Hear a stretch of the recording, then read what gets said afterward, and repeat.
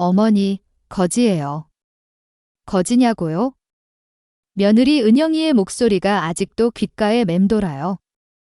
손주를 돌보다가 너무 더워서 수박 한 조각 잘라 먹었을 뿐인데 말이에요. 어머니, 우리 집 냉장고 함부로 열지 마세요. 진짜 거지 같으니까 그 순간 30년 넘게 쌓아온 모든 인내심이 산산조각 났어요. 여러분은 상상하실 수 있으세요? 지금까지 혼자 살고 계신 시어머니한테 친딸처럼 모시겠다던 며느리 은영이가 하는 말이에요.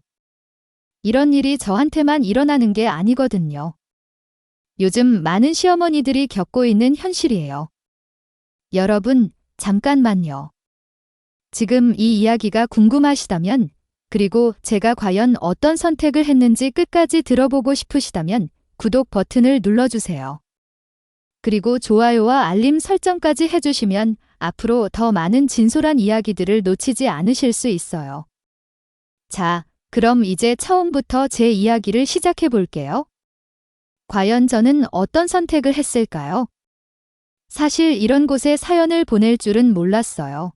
그런데 요즘 너무 답답하고 속상해서, 그리고 제가 한 선택이 과연 옳은 건지 궁금해서 용기를 내어 펜을 들었습니다. 제 이야기는 아마 많은 시어머니들이 공감하실 거예요. 어쩌면 며느리 입장에서는 다르게 생각하실지도 모르겠지만요. 하지만 끝까지 들어주신다면 제가 왜 이런 선택을 할 수밖에 없었는지 이해해 주실 거라 믿어요. 남편을 먼저 떠나보낸 지 벌써 5년이 되었어요. 그동안 아들 하나만 바라보고 살았습니다.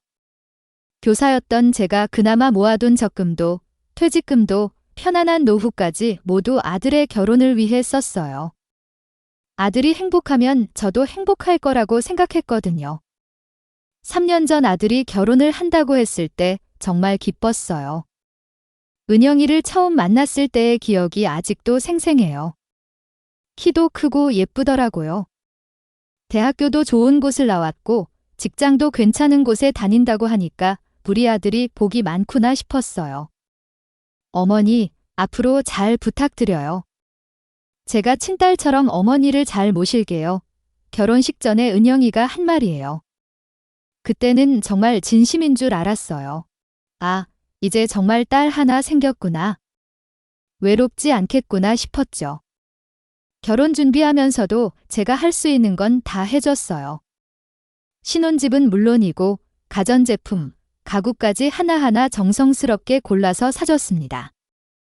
혹시라도 은영이가 시집살이 힘들다고 할까봐 아예 제가 먼저 작은 아파트로 이사를 갔어요. 아들아, 엄마는 괜찮으니까 너희끼리 신혼생활 잘해라. 필요할 때만 연락해. 그렇게 말하면서도 속으로는 가끔 연락이라도 왔으면 좋겠다고 생각했어요. 집에서 혼자 살기에는 너무 조용하고 쓸쓸했거든요. 처음 몇 달은 그래도 괜찮았어요. 아들이 일주일에 한 번씩은 안부 전화를 했고 은영이도 가끔 문자 메시지를 보내줬거든요. 어머니, 안녕하세요. 날씨가 추워지는데 감기 조심하세요. 이런 식으로요. 그런데 시간이 지날수록 연락이 뜸해지기 시작했어요. 일주일에 한 번이던 전화가 2주일에 한 번이 되고 한 달에 한 번이 되더라고요. 저도 부부니까 둘만의 시간이 필요하겠구나. 직장 생활도 바쁠 텐데 시어머니까지 신경 쓰기 힘들겠구나 하면서요. 교사 생활을 오래 하다 보니까 남의 입장에서 생각하는 게 습관이 되어 있었어요. 그러다가 첫 번째 충격적인 일이 생겼어요. 결혼한 지 1년쯤 되었을 때였는데 우연히 동네 마트에서 은영이를 마주쳤어요. 반가워서 그녀가 하고 불렀는데 은영이가 깜짝 놀라면서 굉장히 당황하는 표정을 짓더라고요. 어머니, 안녕하세요. 뭘 그렇게 놀라니? 반가워서 그러는데 요즘 어떻게 지내니? 네, 잘 지내요. 그런데 어머니, 저 급한 일이 있어서 먼저 가봐야겠어요. 그러더니 정말 황급히 사라져 버렸어요. 장바구니도 내팽개치고 그냥 마트 밖으로 나가버리더라고요. 그래서 할 말이 있나 보다 했는데 마트에서 마주치는 게 부담스러웠던 것 같아요. 그 일 이후로 더욱 아들에게 전화해서 근영이 어떻게 지내냐? 가끔 안부라도 전해달라 했더니 엄마, 은영이도 요즘 직장 생활이 너무 바빠. 이해해줘 하면서 대충 넘어가더라고요. 그렇게 또 몇 달이 지났을 때 정말 충격적인 소식을 들었어요. 임신했다는 것. 그런데 그 소식을 아들한테 들은 게 아니라 같은 동네에 사는 지인분이 정순 씨, 은영이 임신했다면서요? 축하해요. 하시는 바람에 알게 된 거예요. 그 순간 정말 어이가 없었어요. 손주가 생긴다는 걸 왜 남들을 통해서 들어야 하나요? 바로 집에 가서 아들한테 전화했어요. 아들아, 은영이 임신했다면서? 왜 엄마한테는 말 안 했니? 아, 그게 미안해, 엄마. 말하려고 했는데 깜빡했어. 깜빡했다고요. 손주가 생긴다는데 그걸 깜빡해. 그때 정말 내가 이제 이 정도 취급을 받는구나 싶어서요. 하지만 그래도 손주라는 게 얼마나 소중한지 생각하며 마음을 다독이면서 은영이한테 전화를 걸었어요. 은영아, 몸 조심해라. 필요한 거 있으면 언제든지 말해. 네, 감사합니다. 어머니 목소리가 굉장히 차갑더라고요. 그냥 의무적으로 대답하는 느낌이었어요. 혹시 힘들어서 그런가 싶어서 뒷떠든 힘들면 병원에 가봐야지 했더니 괜찮아요. 저희끼리 알아서 할게요 하면서 전화를 끊어버렸어요. 저희끼리 알아서 한다고요? 그 말이 얼마나 마음에 와닿던지 나는 이제 저희에 포함되지 않는구나 싶었어요. 임신 기간 내내 그랬어요. 산부인과 검진도 혼자 가고 태교도 혼자 하고 출산 준비도 다 혼자 하더라고요. 제가 도와주겠다고 해도 괜찮다는 말만 반복했어요. 그러다가 마침내 손주가 태어났어요. 아들한테서 전마, 아기 태어났어. 건강한 아들이야 연락이 왔을 때 정말 기뻤어요. 바로 병원으로 달려갔죠.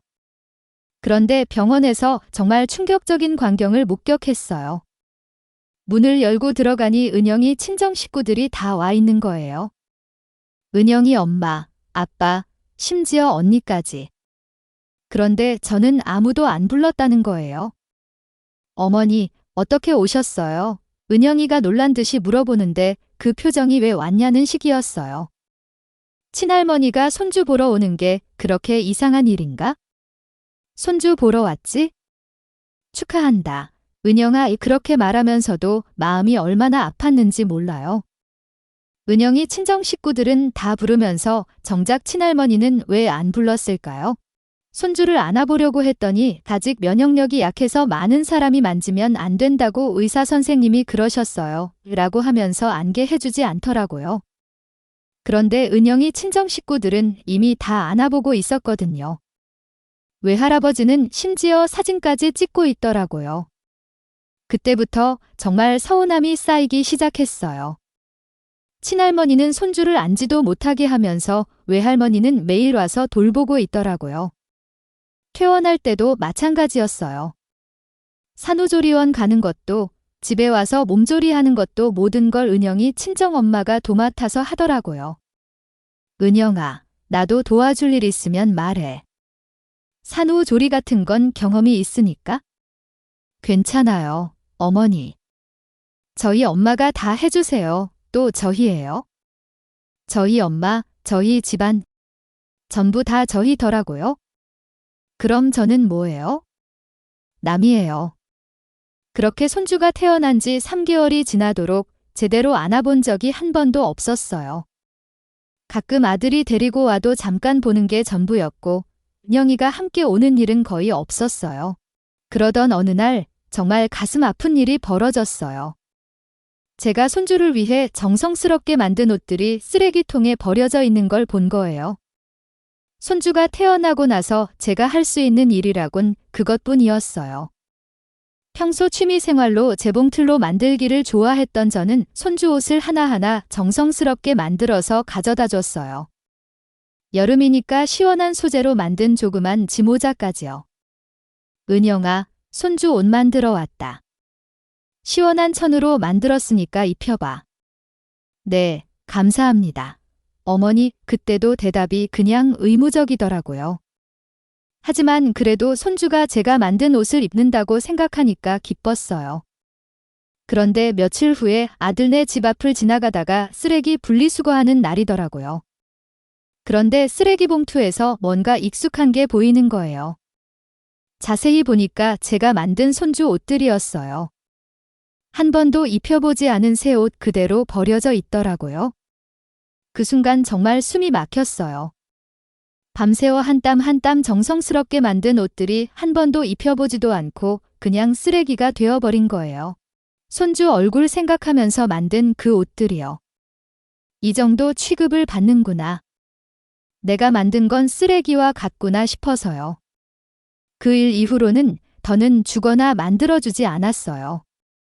어차피 버려질 거라면 뭐 하러 시간과 정성을 들이겠어요? 그렇게 지내다가 손주가 돌이 되었어요. 첫 돌이니까 얼마나 기쁜 일이에요. 그런데 돌잔치 초대도 받지 못했어요. 아들한테 전화해서 손주 돌잔치 언제 하니 물어봤더니 덤마, 우리는 조용히 가족끼리만 할 거야. 가족끼리만 한다고요? 그럼 저는 가족이 아닌가요? 나중에 알고 보니까 은영이 친정 식구들은 다 초대받았더라고요. 같은 동네 지인분이 영순 씨, 손주 돌잔치 어땠어요? 며느리 친정 식구들이 정말 좋아하시던데요. 하시는 바람에 알게 됐죠. 그때 정말 마음이 무너졌어요. 첫 손주 돌잔치에 친할머니는 빼고 외할머니만 초대하다니 이게 말이 돼요? 그래도 어쩌다 보니 그랬겠지라고 이해하려 애썼어요. 그 후로는 아예 연락도 뜸해졌어요. 명절에나 한 번씩 얼굴 보는 게 전부였고 그나마도 은영이 눈치 보느라 편하지 못했어요. 그러다가 작년부터 상황이 더 심각해졌어요. 은영이가 직장을 그만두고 집에서 손주를 돌보게 되면서 제가 가끔 도와달라는 부탁을 받기 시작한 거예요. 그런데 이게 정말 기가 막혔어요. 어머니, 오늘 급한 일이 있어서 몇 시간만 애기 좀 봐주실 수 있어요? 어머니, 집 청소 좀 도와주실 수 있으세요? 아기 때문에 정신이 없어서요. 어머니, 빨래가 너무 많이 쌓였는데 좀 도와주세요. 필요할 때만 찾는 거예요. 베이비시터처럼, 가정부처럼 그럴 때만 살갑게 굴더라고요. 처음에는 그래도 손주를 볼 수 있다는 게 좋아서 도와줬어요. 35도 무더위에도 가서 손주 돌보고 집 청소하고 빨래도 해주고요. 그런데 일이 끝나면 또 언제 그랬냐는 듯이 사무적인 태도로 변했어요. 어머니, 수고하셨어요. 그럼 이제 가보세요. 정말 일꾼 부리듯이 하는 거예요. 차 한 잔 대접하거나 밥이라도 같이 먹자고 하는 법이 없었어요. 일만 시키고 쫓아내듯이 보내는 거죠. 그렇게 몇 달을 그런 식으로 이용당했어요. 그런데 그날, 바로 그 사건이 터진 날 말이에요. 평소처럼 손주 봐달라고 해서 갔는데 너무 덥고 목이 말라서 냉장고에서 수박을 조금 잘라 먹었거든요. 손주가 낮잠 자는 동안 부엌에서 설거지를 하고 있는데 은영이가 외출해서 돌아왔어요. 그런데 냉장고 문을 열어보더니 갑자기 소리를 지르는 거예요. 어머니, 우리 집 수박 드셨어요? 응, 너무 더워서 조금 먹었다. 왜? 어머니, 정말 왜 그러세요? 우리 집 냉장고 함부로 열지 마세요. 그때까지만 해도 은영이가 좀 예민하구나 싶었어요. 그런데 그 다음에 나온 말이 정말 충격적이었어요. 어머니, 거지예요? 거지도 이렇게 안 해요. 그 순간 정말 머리가 하얘졌어요. 거지라고요? 내가 거지라고? 손주 돌봐주러 와서 더위에 목말라 수박 한 조각 먹었다고 나보고 지금 거지라고 했어? 맞아요. 거지 같으니까 함부로 냉장고 열지 말라고요. 너무 순간적으로 당한 일이라 할 말을 잃어버렸어요. 그때 아들이 편을 들어줄 줄 알았는데 오히려 은영이 편을 들었어요. 엄마, 은영이 말이 맞아. 우리 집 냉장고인데 허락도 없이 열면 어떻게 해. 그 순간 정말 온 세상이 무너지는 것 같았어요. 내가 낳아서 키운 아들이, 내가 모든 걸 다 해준 그 아들이 며느리 편을 드는 거예요. 아들아, 엄마가 뭘 잘못했다고 그래? 손주 돌봐주러 와서 목말라 수박 조금 먹은 게 그렇게 큰 잘못이야? 엄마도 이해해줘. 수박을 자꾸 꺼내면 오염될 수도 있고 그런 것 때문에 조심해달라는 거잖아. 오염된다고요? 그럼 저는 더러운 사람이에요. 퇴직금 다 털어서 집 사주고 용돈도 주고 그것도 모자라. 나는 더러운 사람이라고요. 그때 정말 참았던 모든 감정이 폭발했어요. 30년 동안 쌓였던 모든 서러움과 분노가 한꺼번에 쏟아져 나왔어요. 좋아, 이제 알겠어. 나는 정말 거지구나. 그럼 이 거지는 이제 여기 안 온다. 그렇게 소리치고 집을 뛰쳐나왔어요. 그리고 그 길로 바로 부동산에 갔어요. 중개사님, 제 집 팔고 싶어요. 부동산 중개사님이 깜짝 놀라며 사모님, 갑자기 집 내놓으시게요. 하더라고요. 팔 거예요. 당장 팔아주세요. 아직 아파트 명의는 제 명의였거든요. 집에 와서 은영이에게 전화해서 잘 들어. 나 이제 너희들이 살던 내 아파트 부동산에 내놓았다. 그리고 우리 인연은 이제 여기까지다. 어머니, 갑자기 무슨 소리세요? 무슨 소리세요? 거지 취급받으면서까지 내가 너희들과 함께 할 이유가 뭐 있겠니? 너희도 원하던 일이잖아. 어머니, 진정하세요. 제가 너무 심했어요. 사과드릴게요. 사과. 이제 와서 사과해서 뭐 해?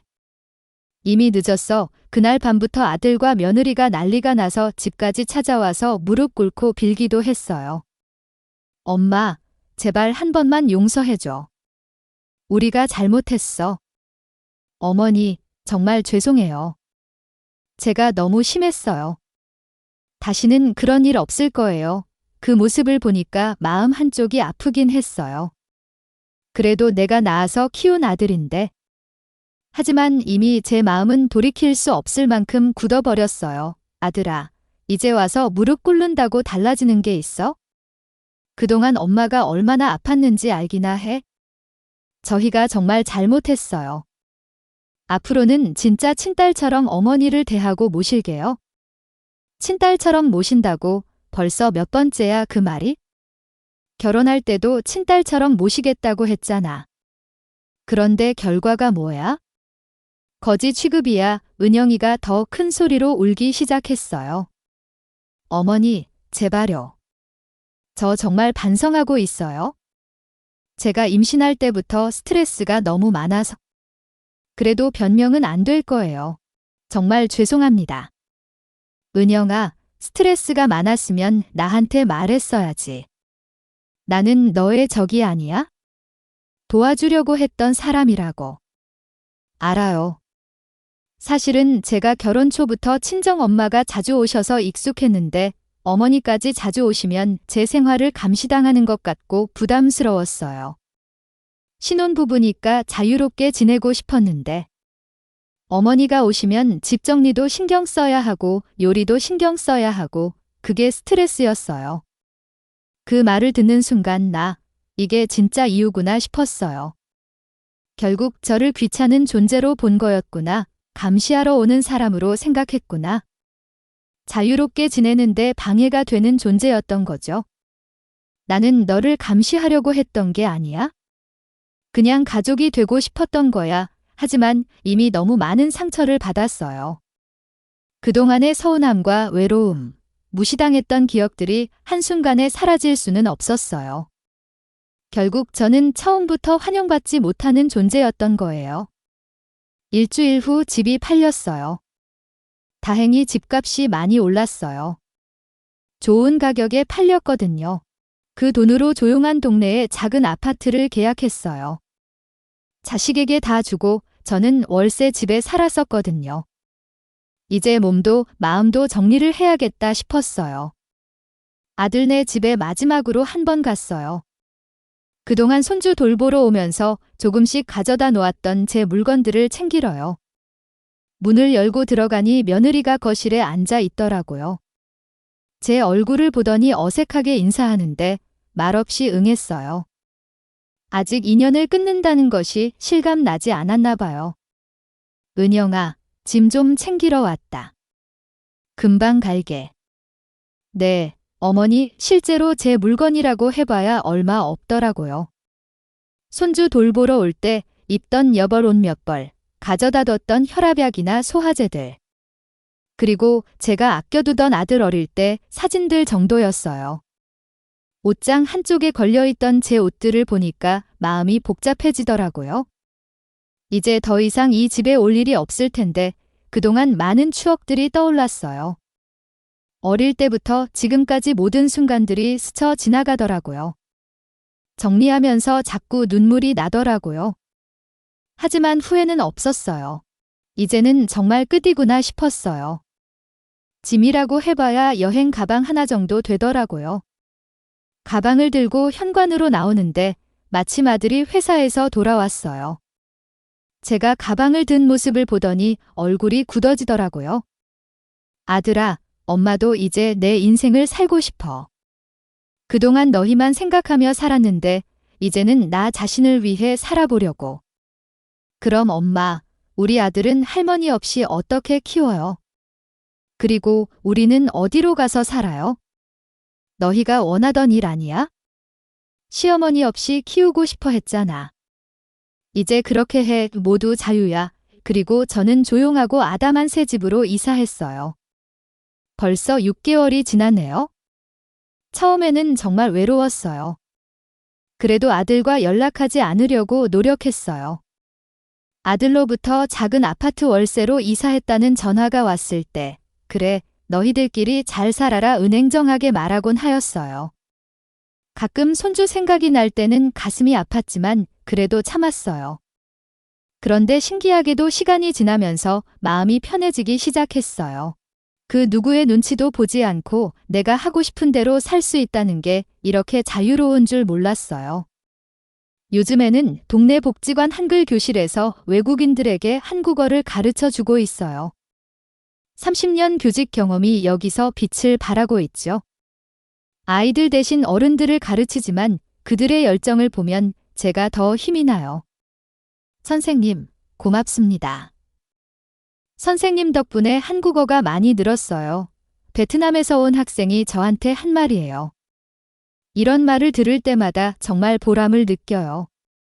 누군가에게 진짜 필요한 사람이 된다는 게 이런 기분이구나 싶어요. 그리고 같이 봉사하는 분들과 친해져서 가끔 함께 영화도 보고 맛있는 곳도 다녀요. 비슷한 나이의 할머니들인데 다들 각자의 사연이 있으시더라고요. 며느리 때문에 고생하신 분들도 계시고 아들 때문에 많이 속상하신 분들도 계셨어요. 그런 걸로 스트레스 받아요. 우리도 우리 인생 살아야죠. 정말 위로가 되는 말이었어요. 이런 게 진짜 제 인생이구나 싶어요. 가끔 아들한테서 전화가 와요. 주로 안부 얘기도 하고 잘 지내는지도 묻고요. 예전처럼 차갑게 하지는 않아요. 하지만 다시 그들의 삶에 끼어들고 싶지는 않아요.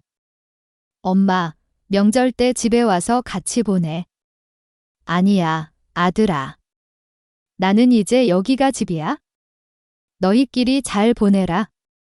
생각이 나면 가끔 귀여운 손주 사진이라도 보내줘. 그걸로 충분해. 이 며느리도 가끔 문자를 보내요. 인사와 함께 손주 사진을 보내주고요. 예전처럼 차갑지 않아요. 아마 제가 멀어지고 나서야 제 소중함을 깨달았나 봐요. 어머니, 안녕하세요. 요즘 날씨가 추운데 건강 조심하세요. 이런 식으로 연락이 와요. 마음이 아프기도 하지만 그래도 예전처럼 화가 나지는 않아요. 하지만 저는 더 이상 그들의 필요에 따라 움직이지 않아요. 제가 원할 때, 제가 편할 때만 연락하고 만나요. 그들이 부르면 달려가던 예전의 제가 아니에요. 지난주에 아들이 덤마, 은영이가 몸이 안 좋아서 손주 좀 봐달라고 하더라고요. 예전 같았으면 바로 달려갔겠지만 이번엔 달랐어요. 아들아, 미안하지만 나도 약속이 있어. 엄마도 이제 내 생활이 있으니 이해해줘. 그렇게 말하고 전화를 끊었어요. 마음이 아프긴 했지만 후회하지 않았어요. 사실 가끔은 후회가 되기도 해요. 너무 심한 선택을 했나 싶기도 하고요. 특히 손주 생각이 날 때는 정말 마음이 아파요. 하지만 그 순간순간을 생각해보면 달리 선택할 수 있는 길이 있었나 싶어요. 아마 많은 분들이 제 선택을 이해하지 못하실 수도 있어요. 그래도 가족인데 손주를 위해서라도 참아야지 하실 분들도 계실 거고요. 며느리 입장에서는 시어머니가 너무 고집스럽다고 생각할 수도 있겠지만 저도 사람이에요. 감정이 있는 사람인데 아무나 무시하고 함부로 대해서는 안 되는 거 아닌가요? 요즘 제가 깨달은 건 진짜 가족은 혈연 관계가 아니라 서로를 존중하고 사랑하는 마음에서 시작된다는 거예요. 아무리 며느리라고 해도 아무리 시어머니라고 해도 기본적인 예의와 존중은 있어야 하는 거 아닌가요?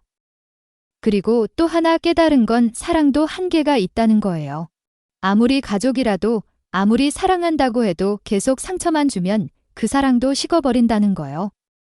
자존심에 상처를 주면 더욱 그래요. 지금 저는 행복해요.